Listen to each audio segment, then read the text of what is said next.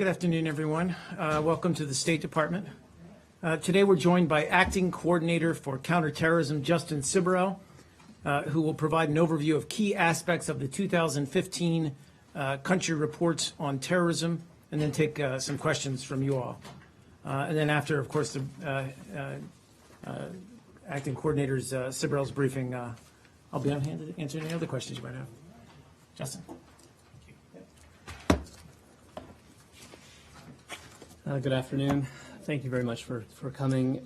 Today, the State Department is issuing the Country Reports on Terrorism, which describes the counterterrorism landscape during the last calendar year and fulfills an important congressional mandate. The report allows us to regularly assess our effectiveness and make informed assessments about policies and priorities and where to place resources. In 2015, the United States faced a dynamic and evolving terrorist threat environment. The international community made important progress in degrading terrorist safe havens, in particular a sizable reduction in the amount of territory held by the Islamic State in Iraq and the Levant, or ISIL, in Iraq and Syria, as well as the finances and foreign terrorist fighters available to it. At the same time, however, instability in key regions of the world, along with weak or non-existent governance, sectarian conflict, and porous borders, continue to provide terrorist groups like ISIL the opportunity to extend their reach, terrorize civilians, and attract and mobilize new recruits. According to the statistical annex prepared by the University of Maryland and appended to the report, the total number of terrorist attacks in 2015 decreased by 13% when compared to 2014. Total fatalities due to terrorist attacks decreased by 14%, principally as a result of fewer attacks and deaths in Iraq, Pakistan, and Nigeria. This represents the first decline in total terrorist attacks and resulting fatalities worldwide since 2012. At the same time, there were several countries, including Afghanistan, Bangladesh, Egypt, Syria, and Turkey, where terrorist attacks and total deaths increased in 2015. Although terrorist attacks took place in 92 countries in 2015, they were heavily concentrated geographically, as they have been for the past several years. More than 55% of all attacks took place in 5 countries: Iraq, Afghanistan, Pakistan, India, and Nigeria. And 74% of all deaths due to terrorist attacks took place in 5 countries: Iraq, Afghanistan, Nigeria, Syria, and Pakistan. While I cite these statistics, which are compiled by the University of Maryland and are not a U.S. government product, I must emphasize that the numbers alone do not provide the full context. This is a point we consistently make whether the numbers rise or fall on a year-to-year basis. The United States and our partners around the world face a significant challenge as we seek to contend with the return of foreign terrorist fighters from Iraq and Syria, the risk of terrorist groups exploiting migratory movements, and new technology and communications platforms that enable terrorist groups to more easily recruit adherents and inspire attacks. ISIL remained the greatest terrorism threat globally. Despite the losses it sustained last year, ISIL continued to occupy large areas of Iraq and Syria. ISIL's territorial control in Iraq and Syria reached a high point in spring 2015 and began to diminish thereafter. It is worth noting that ISIL did not have a significant battlefield victory in Iraq after May of last year, and by the end of 2015, 40% of the territory ISIL once controlled in Iraq had been liberated. This number has continued to increase in 2016. ISIL-aligned groups have established branches in parts of the Middle East, North Africa, West Africa, the Russian North Caucasus, and South Asia. Most of these branches are made up of pre-existing terrorist networks, many of which have their own local goals. The al-Qaeda core, which has been degraded severely since 2001 but still poses a threat, and al-Qaeda affiliates, notably al-Shabaab, al-Nusra Front, and al-Qaeda in the Indian subcontinent, al-Qaeda in the Islamic Maghreb, as well as ISIL and its branches, were responsible for a number of high-profile mass casualty attacks in 2015. These included attacks in Paris, the January attack on the offices of Charlie Hebdo, and the multiple attacks in November at a music concert, on restaurant terraces, and outside a sporting event. Other such attacks occurred in Beirut, Burkina Faso, Mali, and Tunisia, and the bombing of a Russian passenger plane in Egypt. There were also a number of attacks here in the United States carried out by lone offenders and in some cases inspired by ISIL, including in San Bernardino, California, Chattanooga, Tennessee, and Garland, Texas. Although ISIL did not claim responsibility, we believe that it is responsible for several sulfur mustard attacks in Iraq and Syria, including a sulfur mustard attack in Maraya, Syria on August 21st of last year. ISIL's loss of territory in Iraq and Syria also had the effect of diminishing the funds available to it. ISIL relies heavily on extortion and the levying of taxes on local populations under its control, as well as oil smuggling, kidnapping for ransom, looting, antiquities theft and smuggling, foreign donations, and human trafficking. Coalition airstrikes targeted ISIL's energy infrastructure, modular refineries, petroleum storage tanks, and crude oil collection points, as well as bulk cash storage sites. These airstrikes degraded ISIL's ability to generate revenue. The United States continues to work to disrupt Iran's support for terrorism. Iran remained the leading state sponsor of terrorism globally. As explained in the report, Iran continues to provide support to Hezbollah, Palestinian terrorist groups in Gaza, and various groups in Iraq and throughout the Middle East. Confronting Iran's destabilizing activities and its support for terrorism was a key element of our expanded dialogue with the countries of the Gulf Cooperation Council following the Leaders' Summit at Camp David in May of last year. We have also expanded our cooperation with partners in Europe, South America, and West Africa to develop and implement strategies to counter the activities of Iranian allied and sponsored groups such as Hezbollah. A key trend through 2015 was the increased level of international cooperation and coordination to address terrorist threats. The United States-led Global Coalition to counter ISIL, the multinational joint task force established by the Lake Chad Basin countries to confront Boko Haram, and the efforts of the Horn of Africa nations to coordinate efforts against al-Shabaab in Somalia are examples of this ongoing cooperation and evidence both of an increased appreciation for the importance of a coordinated effort and of the political will to bring it about. We've seen countries across the international community mobilize to put in place fundamental reforms to address the supply and transit of foreign terrorist fighters attempting to reach the conflict in Syria and Iraq. United Nations Security Council Resolution 2178, adopted at a UN Security Council session in September 2014, chaired by President Obama, provided the framework for this effort. In line with that resolution, 45 countries have passed or updated existing laws to more effectively identify and prosecute foreign terrorist fighters. The United States has concluded information sharing arrangements with 55 international partners to identify and track the travel of suspected terrorists, and the number of countries contributing foreign terrorist fighter profiles to Interpol has increased 400% over a 2-year period. As countries have taken these steps, it has become more challenging for foreign terrorist fighters to travel unimpeded to Iraq and Syria. We are beginning to see the flow of foreign terrorist fighters to this conflict zone decrease. This decrease, we assess, reflects the combined effects of sustained battlefield losses, recruiting shortfalls, and increased border security efforts by source and transit countries. These challenges were acknowledged in reported remarks by ISIL spokesperson Abu Muhammad al-Adnani just last month. Another trend to note in 2015 was the increased global realization of the need for an expanded response to the challenge of international terrorism. In February 2015, President Obama convened the White House Summit on Countering Violent Extremism, which brought together government, private sector, and civil society leaders from around the world to raise awareness of the importance of an expanded effort to counter violent extremism and radicalization to violence. Leaders and community-based representatives from the United States and countries around the world came together at the summit and at a series of follow-on meetings in Algiers, Astana, Nairobi, Nouakchott, Oslo, Singapore, Sydney, and Tirana, in acknowledgement that our combined efforts, however successful in many respects, are not sufficient and must also include a more deliberate focus on the drivers of radicalization and recruitment to terrorist groups. Building on this work, last week we released the first ever joint State Department USAID strategy to counter violent extremism. And I invite you to take a look at it if you haven't already. It's available on the State Department website. A key element of that strategy is to empower and amplify locally credible voices that can challenge the terrorist narrative and thereby weaken terrorists' ability to radicalize and recruit new members. This will be the focus of the newly established Global Engagement Center under the leadership of Michael Lumpkin. Looking forward, our policies and programs will continue to be aligned to counter the evolving threats described in the report.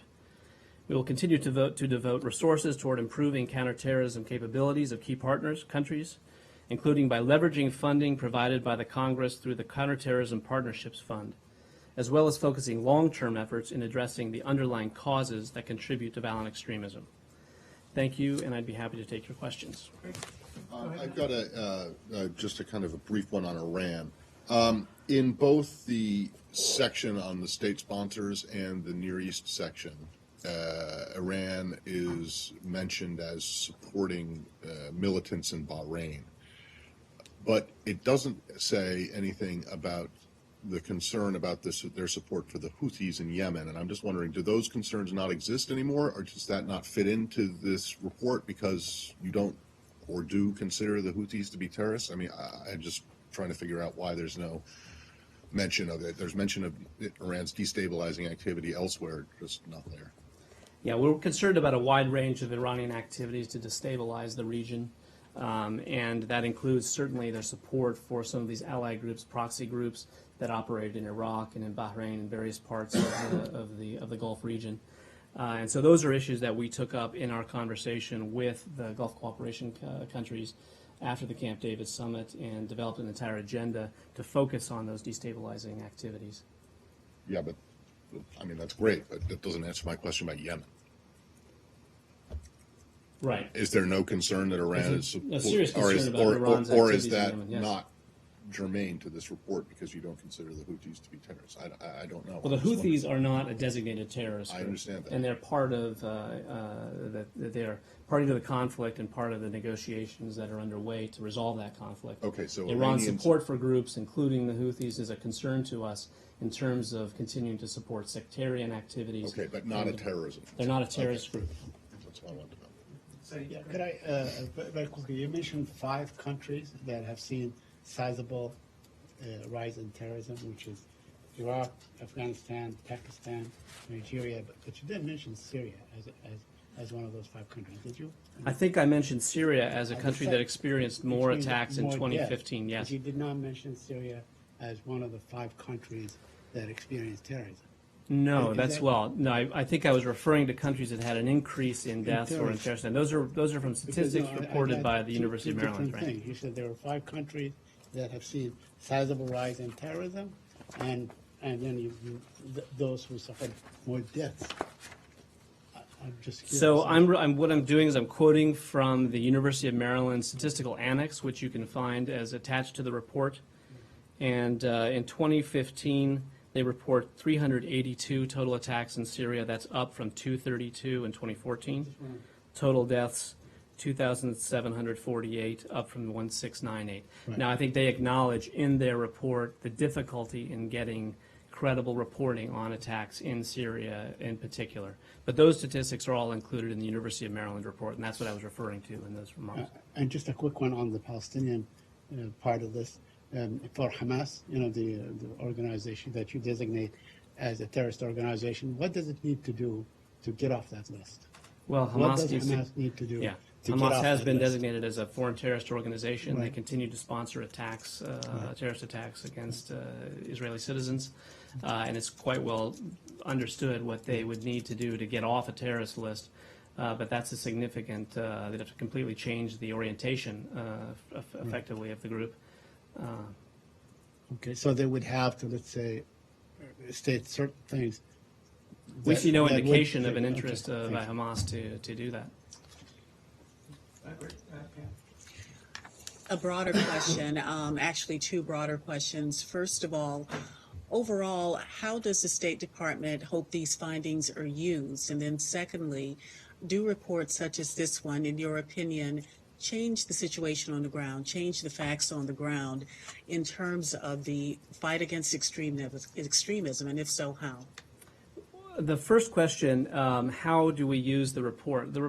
I provided you a summary broadly of some of the trends, but the report really consists of individual reports country by country.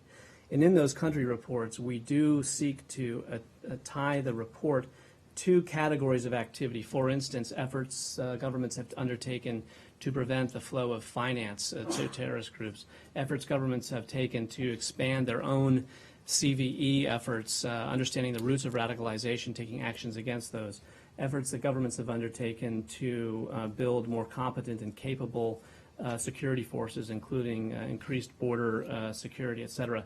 So the reports really on the country level are where we find changes on an annual basis, and they do provide us some guide as to our own efforts to build capacity and interact with those governments. On your second question with regard to how do we see, how does this affect the broader landscape, is that what it? Yes. Yeah. I mean, I think that the overall trends, we seek to capture those in what we call our strategic assessment at the front of the report. I noted a couple of the major conclusions we took away from 2015. 2015, I think, can be marked in particular by this increased understanding among nations of the importance of coordinated action against terrorist groups. That, of course, is evidenced in particular in the global coalition against ISIL, which has had a really significant impact over the course of 2015. But also, as I noted, in the Lake Chad Basin countries, the Horn of Africa, elsewhere, it's a demonstration of the importance of diplomacy and coordinated action. The second would be the countering violent extremism agenda, which played out in 2015, beginning with the President's Summit on Countering Violent Extremism in February. That led to a whole series of activities globally to draw greater attention to the importance of addressing the drivers and roots of radicalization, culminating ultimately in a report by the UN Secretary General that is to be debated actually later this month at the UN. That would be appended to the UN counterterrorism strategy, which also gives countries guidelines effectively to broaden their approach to counterterrorism. Has ISIS expanded its reach in the last year? They have in some places, yes. They have in a couple of different ways. One, by inserting operatives into other theaters, notably into Libya, where you've seen leaders come out of Iraq and Syria and seek to associate with pre-existing radicalized groups in Libya. But they've also associated themselves with existing organizations. We saw that with Boko Haram, of course, and thereby expanding their reach. But in most of those cases, those groups themselves have come under some pressure locally and with greater and lesser degrees of success. But it is true that while their control of territory in Iraq and Syria has shrunk, they have expanded in some parts around the world, and that's where we address the issue of the branches of ISIL. And just to follow up, you mentioned that ISIS did not have any specific battlefield victory since May 2015, but what would you call the attacks in Paris and Brussels? I said in Iraq. I specified in Iraq, so that was linked specifically to Iraq. It's different even in Syria, where the picture, they've lost a lot of territory as well in Syria, but they've had some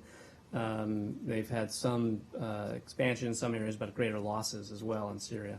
But absolutely, that's the case. Those external attacks that I alluded to, including in Paris and then in this year, of course, in Brussels, are evidence of a commitment as well to commit attacks outside of that central battlefield. Are you concerned that the ISIS threat is expanding around the world?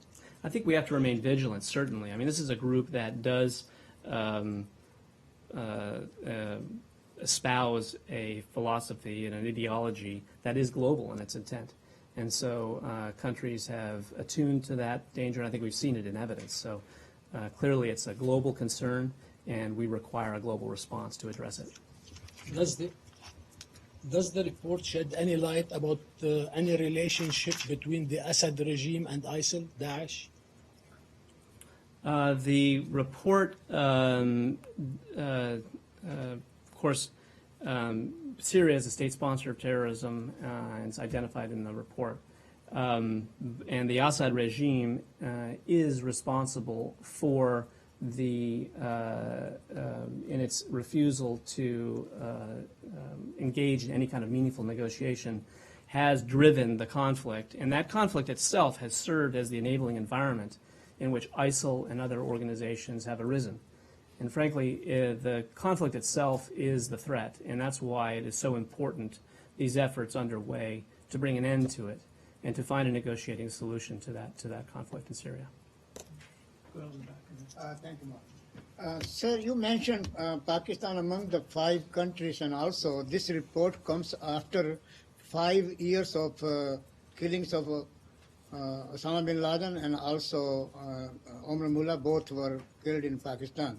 anything have changed? And also, before this report came out, have anybody spoken with the Pakistani authorities and any change are taking place there, or they are cooperating with the U.S. or the global community on counterterrorism? And do you think that as far as ISIL, Al-Qaeda, Taliban, ISIS, all these new names are coming, you think this is what you call old wine in a new bottle? My reference to Pakistan at the beginning of the in my remarks related to the comparison of attacks in 2014 to 2015. And there was a decrease in attacks in Pakistan in 2015 compared to 2014. 2014 was a particularly violent year in Pakistan, I think, as we know, from attacks in the schools and et cetera. And the Pakistani government undertook a robust response against a number of the militant groups and throughout that end of 2014 into 2015. Pakistan's a key counterterrorism partner, and we have an ongoing conversation with the Pakistani government of the need to address militant activities in Pakistan, and will remain a key partner in confronting terrorism in the South Asia region. And so finally, where do we stand as far as the U.S. and India are concerned, and when the Prime Minister Modi is coming next week on this counterterrorism? Well, the U.S.-India partnership is a very strong one and robust across a number of sectors to include security issues, and those will absolutely feature centrally in the discussions during the Prime Minister's visit.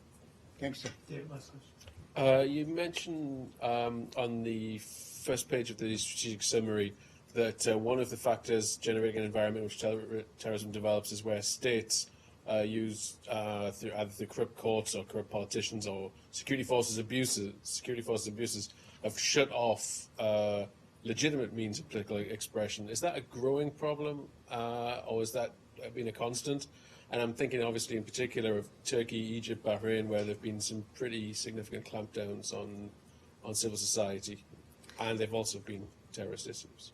You know, as we've looked at what is driving some of the radicalization, there is quite well understood linkage in some cases between repressive policies of governments, including in its security practices, as a contributing factor in some cases to radicalization. So we do understand that there is that linkage, and we have articulated this in as you noted in the summary of the report, the importance that governments approach their counterterrorism efforts in a manner which protects civil rights and inherent human rights. And that's an important approach, and one in which we see no conflict. There is no reason that governments can't prosecute an effective counterterrorism policy and at the same time protect civil rights of its populace. So that's a point we emphasize in our conversations with many governments around the world, and one that we will continue to do. And I think as we broaden out our effort to address countering violent extremism in this work, we will seek to identify more directly some of these linkages and emphasize those in our conversations with governments. There is a brief mention in the Latin America section, the Americas section about Iran. This again goes to Iran. Have you seen, or did you see between 2014 and 2015 an uptick in Iranian activity in Latin and South America? Iran's presence in the Western Hemisphere and its support for groups that might be engaged in facilitation or operational planning is a continued concern. Right. And has it gone up? I don't think we've Is it seen the an same? increase in 2015 in Iran's activity in the Western Hemisphere, but it remains a high priority for us. Yes, One please. more question. I don't know your time, but looks like we have two more questions. Yes, without using the wine analogy, I'm trying to figure out if you consider ISIL is another version of Qaeda, or generally because it's as a part of discourse, political discourse over there in the region, and here in the political scene, they are using the word radical Islam. Do you think that there is a link between these things, or is just like people with guns and they are shooting other people? This is my first question. Second, if you don't mind, I mean, we are mentioning about strategic partnership with countries and military solutions. Meantime, all the efforts are done with the propaganda, which is used social media. Are you using social media, or do you consider social media a weapon of terrorism, or using a weapon of anti-terrorism? Well, on the first issue, there's absolutely a linkage between ISIL and al-Qaeda insofar as ISIL grew out of the remains of what was al-Qaeda in Iraq. So they share a common heritage, and obviously the groups divided at a certain point between al-Nusra and what became ISIL in Syria. So they share a common, origin, and so therefore share many of the same objectives, goals. ISIL itself has been particularly brutal and has taken on a little bit of a different philosophy in tactics and the way it would approach, its objectives. But so there's absolutely a linkage there. I don't think this is an entirely new phenomenon. No. Secondly, on social media, I mean, what ISIL has been quite skillful in doing is making use of the internet as a platform for propaganda purposes and, more alarmingly, recruitment. And this is where it does differ from al-Qaeda. Al-Qaeda is an organization built around essentially clandestine cells that have, very strict sort of membership requirements. And ISIL is a group that is seeking to recruit from a number of different sources and openly including over the internet. But what we've understood is that while there may be ISIL's efforts at recruitment begin in the social media sphere through broad messaging, they are quite skillful in following that up through direct contact. There usually is some follow-up by a targeted ISIL approach to individuals. And so that's where the danger lies. We are quite concerned, and this is one of the motivations, obviously, for the reorganization we've done internally and the establishment of the Global Engagement Center, which is to more effectively counter the narrative that ISIL has Just to developed. follow up this, I mean, the first part of the question, so do you prefer not to use the word radical Islam or Islamic extremism? When we talk about terrorism, and this report is about country reports on terrorism, there is no association with any particular religion when we look at the issue of terrorism broadly. And so that's what this report seeks to do, to capture terrorism in all its forms. Last question. I might have missed this somewhere else in the report, but in the 2014 report, you state specifically that the rate of foreign fighter terrorist travel to Syria was more than 16,000 from 90 countries. In this year's report, you write that thousands of foreign terrorist fighters came from more than 100 countries. Is there a specific number for foreign terrorist fighter travel to Syria? Or? Yeah. Well, the numbers that we have available to us come from analysis out of our intelligence community. And I think the most recent figures they've provided, and these are not calendar year 2015, this would be the most recent that I've seen, in excess of 40,000 total foreign fighters have gone to the conflict, and from over 100 countries. But it's been difficult, of course, to associate the numbers with a particular date and time, and that's because of the way that the numbers come in and the reporting. So it's been difficult to correlate. What we have seen, however, is a decrease in the ability, or the greater difficulty for aspiring recruits and travelers to access the conflict. And that's a result of a number of different steps that have been undertaken by governments in source and transit countries, in addition to the deteriorating conditions that have been experienced by ISIL in Iraq and Syria. And those challenges were, as I noted, identified specifically by their spokesperson's comments at the end of May, where he said that they've made it harder for you to access the caliphate. So there is direct acknowledgement by the group of a trend that we believe we've been seeing in the data. So do you think, given that in 2014 the numbers were not quite accurate, and since you're saying there's a decrease in 2015, that's 40,000 versus 16,000, was there a decrease? You saw a decrease in 2014? No, I think the numbers continued. I mean, it's hard for me to identify a moment when the numbers would have tripped or changed. What I'm saying is that now we have seen a decrease in the numbers. But in 2015, you still had flows into the country. Thank you so much. Thank you. Thank you.